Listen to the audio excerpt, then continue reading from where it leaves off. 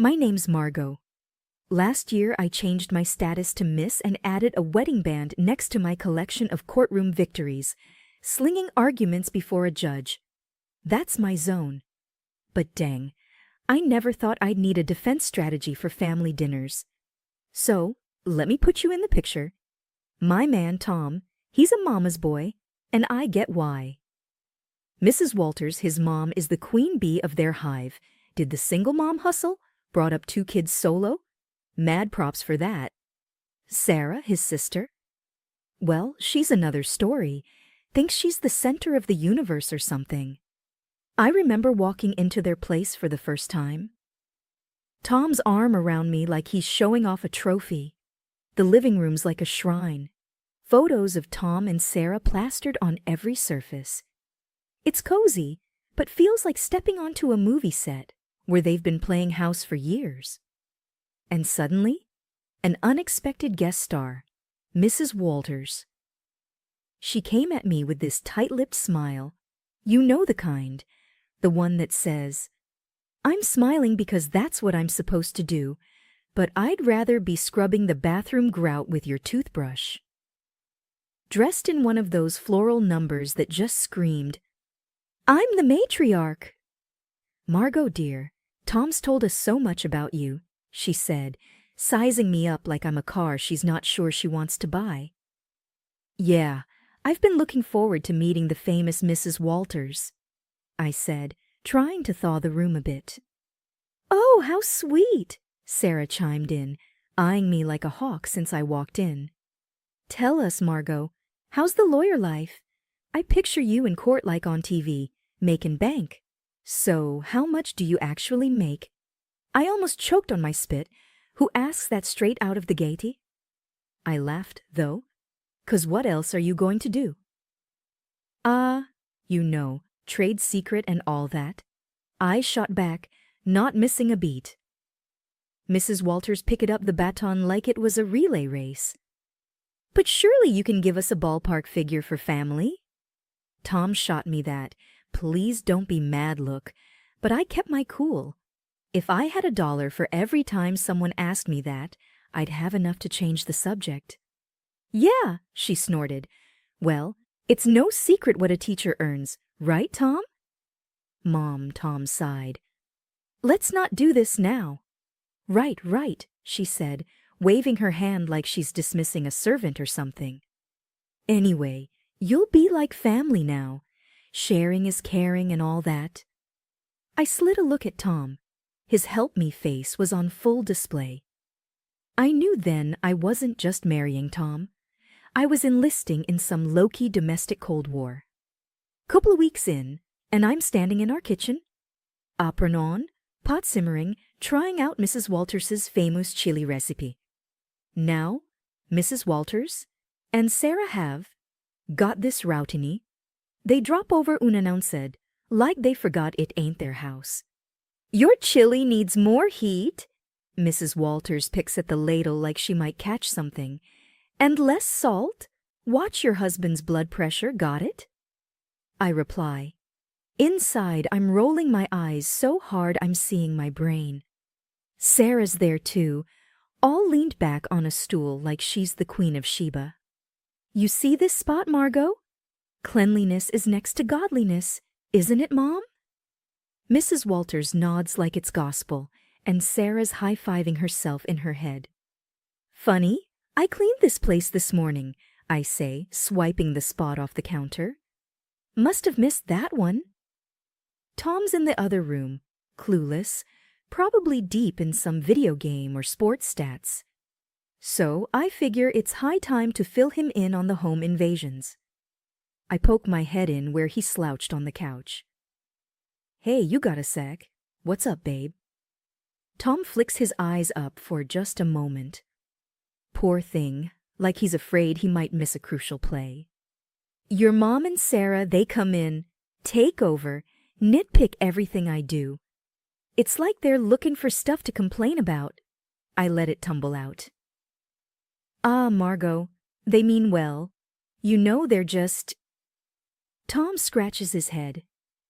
"I'll talk to them. They'll chill out." Back to the kitchen, and it's like walking into the final round of some cook-off, where I'm the only contestant and the judges are out for blood. So, Margot, when's dinner? Tom must be starving. Sarah glances at me like I'm the help.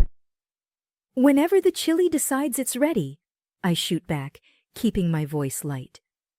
It's a trope walk. Dinner lands on the table, and I'm scanning their faces. Mrs. Walters stirs hers around, inspecting every bean like it holds the secret to the universe. A bit different from how I make it, Mrs. Walters finally says, "That's code for nice try, but you're no match for me." Tom dives in, though, bless him. "Babe, this is awesome, right, Mom?" Sarah mutters, and Mrs. Walters just shrugs like she's agreeing with the worst food critic. After they leave, Tom's slapping his belly, saying it's all good. I'm watching the door shut behind them, feeling tiny like I'm losing at some game I didn't sign up to play. The next time they pop over, it's the same old tune like nothing changed. I must have been dreaming to think a few words from Tom might turn the tide. Still, I asked him to talk to his mother about boundaries. I thought not getting hitched was the hard part. Fitting into Tom's family, that's the real challenge. They've got their own idea of family, and I ain't in it yet. If this is what married life is like, count me out of the honeymoon phase. It was one of those days where the clock seemed to tick slower than syrup drips from a bottle. That's when my phone decided to sing its little heart out. Glancing at the caller ID, my heart sank. It was Mrs. Walters again. Margot. Her voice was stern, and it did nothing for my headache. "You think you can just snatch Tom away from us, huh?" Her words stung like vinegar on a paper cut. I glanced over at Tom, hoping he'd at least flinch at his mother's tone. Nothing. He's glued to the TV screen, a statue with no heartbeat. "Mrs. Walters, it's not like that. We're just trying to set up some boundaries," I said, my voice squeezed thin. "Boundaries," she fumed. "That's just a fancy word for shutting us out. You can't do that to us. To me, he's my son." As I blinked back frustration, Tom still silent, looking like someone shrunk his spine in the wash. "Listen, it's normal for married folks to want their own space." I tried to keep the edge out of my tone. "Space? He's never needed space before you came." Her sharp retort, her voice abuzz, and each word carved up my patience. That was when Tom decided to pipe up, but not to back me up. "No, Mom. Is everything okay? Margot's not, she's not being unreasonable, I guess," he said, but his voice was like wet cardboard. "Tom, I just can't believe this. First, Sarah tells me Margot is making a fuss over our visits, and now this." Mrs. Walters sounded wounded, and boy did Tom jump on that note. "Sarah said that?" Tom turned to me, eyebrows raised as if I was the one creating trouble. "Yeah, she did. And I think she's right. Family is family, Tom. You can't just turn your back on us." She pressed harder, knowing she was reeling him in. I saw my husband, a man I loved, deflate like a party balloon. 2 days after the fun, the call ended with promises of another family meeting that felt more like a summit to discuss the terms of my surrender. After the call, it was as if nothing happened. Tom settled back on the couch, resuming his championship in channel surfing. Mrs. Walters resumed her drive-bys, each one a masterclass in thinly veiled jabs. And Sarah? Well, she might as well have been a puppet master, the way she got Tom's ear whenever she pleased. When word got back to me that my husband's sister, Sarah, was running her mouth about me all over town, my blood boiled for a second. But I didn't let it get the best of me. I knew I had to handle this the right way. So I waited for the right moment to deal with Sarah directly, And that moment came sooner than I thought. I found Sarah at the market on a Saturday morning, filling her basket with groceries. She didn't see me at first, but I walked right up to her, steady and strong. "Sarah," I said. She looked up and rolled her eyes. "What do you want, Margot?" "We need to talk. It's about the stories you've been spreading."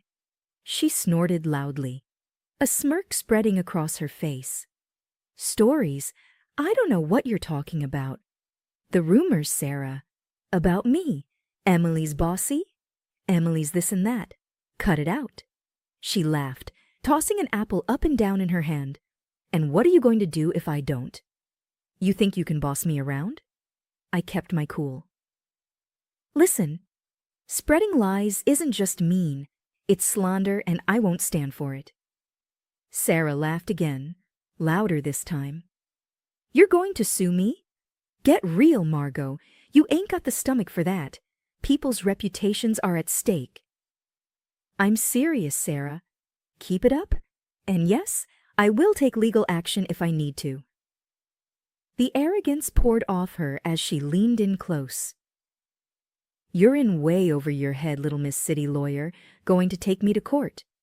This isn't a joke, Sarah. I'm giving you a chance to stop this nonsense before it gets serious."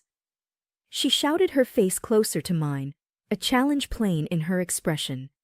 "Bring it on, Margot. Do your worst." With that, she spun on her heel, almost knocking over a display of canned beans, and left me standing there. Her laughter echoed through the aisle long after she was gone. I walked back home slower than usual, turning everything over in my mind. Later that day, when my husband came back from wherever he'd been, I told him what had happened. He was in the middle of taking his boots off, and he froze. One boot off, the other still on. "You did what now?" "I told Sarah off. I threatened her with legal action if she doesn't stop spreading rumors." His face went red, then white. "You couldn't just let it go. Why'd you have to stir the pot, Margot?" I straightened up. "Because it's not right, and I won't be walked over. Not by her, not by anyone." We were silent for a good long while after that, both of us lost in our thoughts. It was clear this was more than a little family squabble. It was a line drawn in the sand, and I had to stand my ground.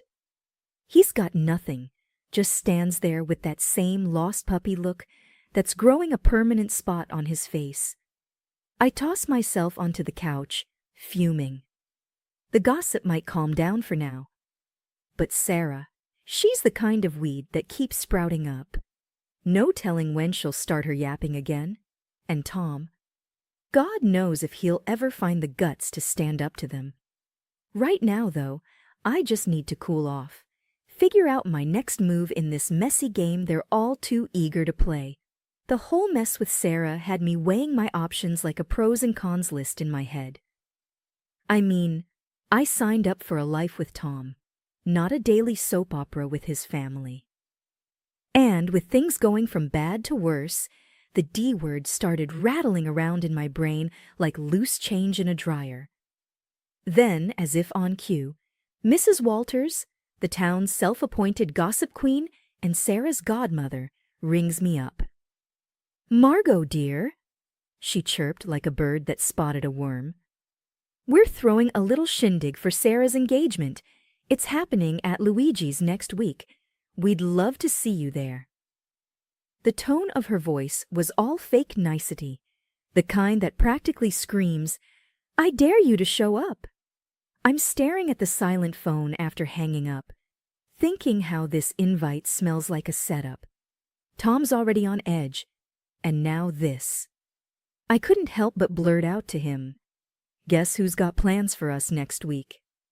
He's sitting at the kitchen table, forehead creased like he's trying to iron it out with thought. "Who's scheming now?" I say flat out. "Your sister's engagement party. We're invited, courtesy of Mrs. Walters."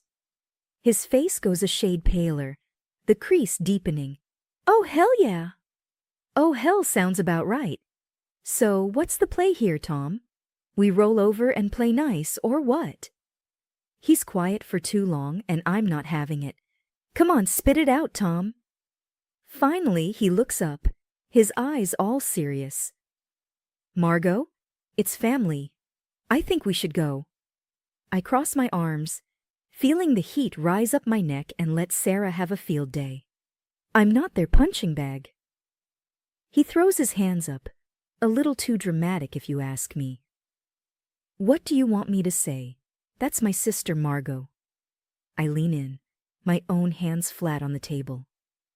And I'm your wife. Or does that not count for much these days? The D word is right there on the tip of my tongue, but I bite it back hard. Tom runs his hand through his hair, making it stand up like he's just had an electric shock.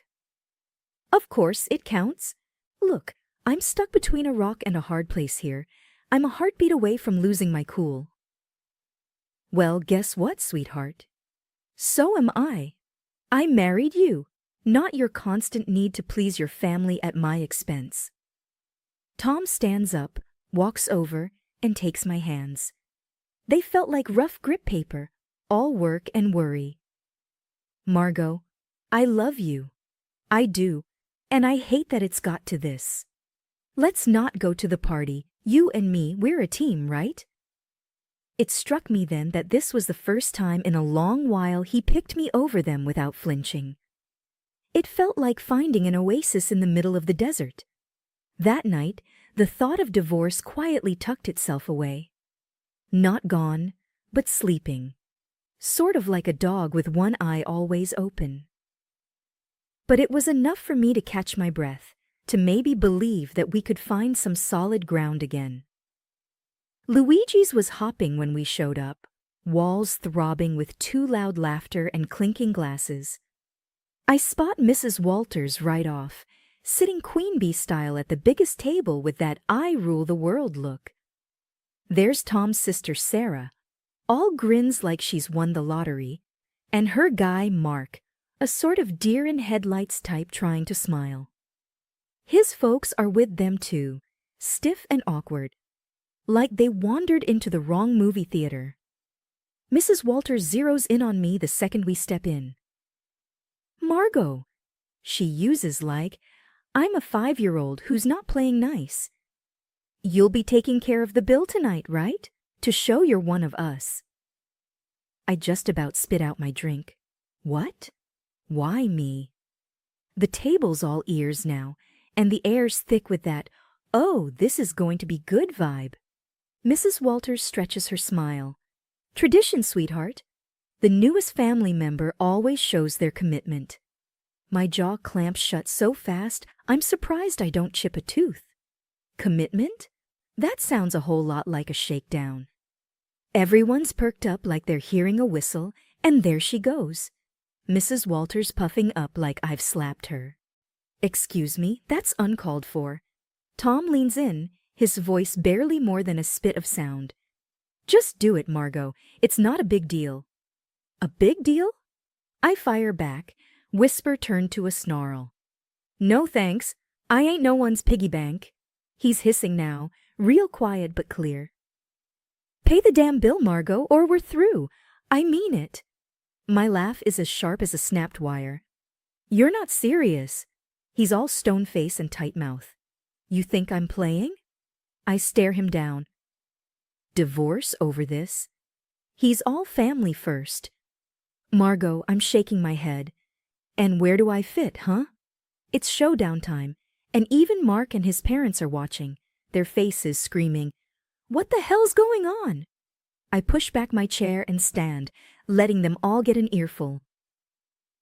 No, I ain't doing this dance, I say, voice like a hammer on steel. There's shock on their faces, some whispering, some wide-eyed.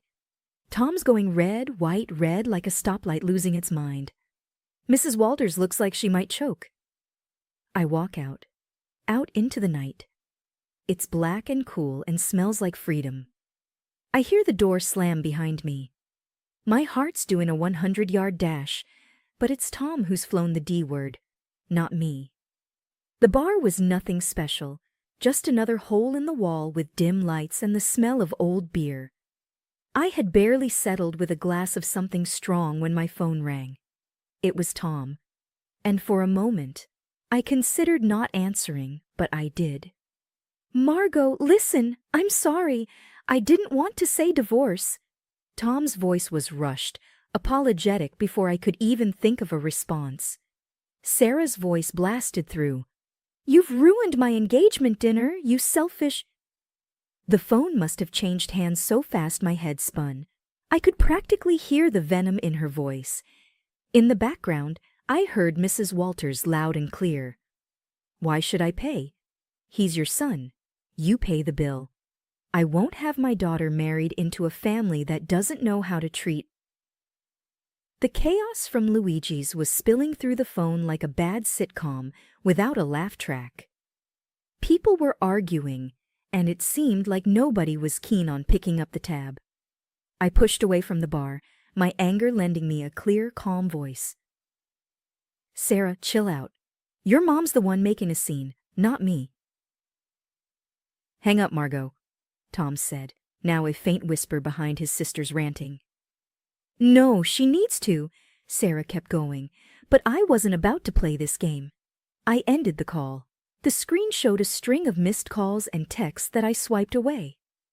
They were probably all about the same thing: guilt, blame, the usual. I looked at the bartender. "Another one, please?" He nodded, pouring another shot without a word. Silence settled around me, except for the low murmur from the regulars scattered around. I tried to collect my thoughts. My phone screen lit up again, showing Tom's name. The guy just didn't know when to quit. I flipped the phone face down, letting it go to voicemail. It was futile to talk when the whole crew was going off the rails back there.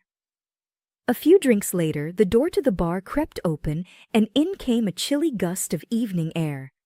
But I didn't look up. It didn't matter who was coming and going. I thought about what just happened, what it all meant. Here I was sitting in a bar because my family-in-law decided I was the bank, and instead of understanding, my supposed partner turned it into an ultimatum. I finally picked up my phone and typed out a text. "Tom, we're done. Sarah can think what she wants, and your mom can deal with her own damn bill. I won't be part of this circus anymore." Just as I hit send, the phone rang again. This time, I shut it off. I was tired of the arguing, the demands, and, above all, tired of feeling like I was alone in a partnership that was supposed to have my back. When the room finally stopped spinning and my head felt a little clearer, I knew what had to happen next. It was time to start looking forward, even if I had to do it on my own. No more games, no more being the scapegoat for a family that couldn't see past their own drama. I walked out of the bar, leaving the noise and the night behind. The air was getting colder, and the city lights were starting to blur into the coming darkness. The road ahead was uncertain, but for the first time in a long while, it was mine to take. What a mess that last evening was. The whole thing at the restaurant blew up bigger than anyone thought. The groom had had it up to here with the drama and ditched the engagement right then and there. Sarah's face when he dropped that bomb? I can't even. No one saw it coming, least of all her. Then the mother-in-law went off the deep end. She was screaming like some banshee, causing such a scene that the groom's folks were ready to dial 911. "Disrespect," she was yelling, "no consideration." It was chaos, the kind of thing you see on those trashy daytime shows where chairs start flying. Meanwhile, I was done. I filed for divorce, cut phone ties with Tom and his calls, ignored his messages, deleted. The last I heard him, his sister, my former mother-in-law from hell, they're all huddled up in the same house, probably driving each other up the wall. As for me, it felt like I'd finally stopped holding my breath after years underwater. Life's simpler now, but that evening still the talk whenever I bump into people from the old circle. It gets old, you know. So here's the update for anyone who still cares. I'm living my best, most peaceful life. I'm sitting in my usual spot at the cafe down the street from my place, the one where the coffee is strong and no one asks too many questions. The barista gives me a nod. The usual he asks, like he's asking if the sky's up. Yep, I say. That's what my days are like now. No fluff or meddling in-laws. Work's a breeze when it's just that. Work. Free time is mine to enjoy without a sight of guilt trips or obligations. I curl up on my couch, that one piece of furniture that's followed me through all the moves. The springs are shot to hell, but it fits my back just right. I flip on the TV, watching some crime show where they catch the bad guys by minute 40. The peace is what gets me, not eerie or lonely, just peace. Breathe in, breathe out. No more walking on eggshells or cleaning up family feuds. This is living. When I hit the pillow each night, it's with a sense of I did it, no pat on the back needed. I know my worth, and finally, I'm living like it. I'm eating my lunch when the phone dings, a message from a number. I don't know, probably Tom using someone else's phone to reach out. I delete it without reading. Not today, Satan, not ever. Actually, they used to say, "You'll regret this." But here I am, not a single regret in sight. The day drags out, cozy and fine, and it ends with a glass of something smooth and a book I've been meaning to read. The heroine's tough but fair, reminds me of someone I know.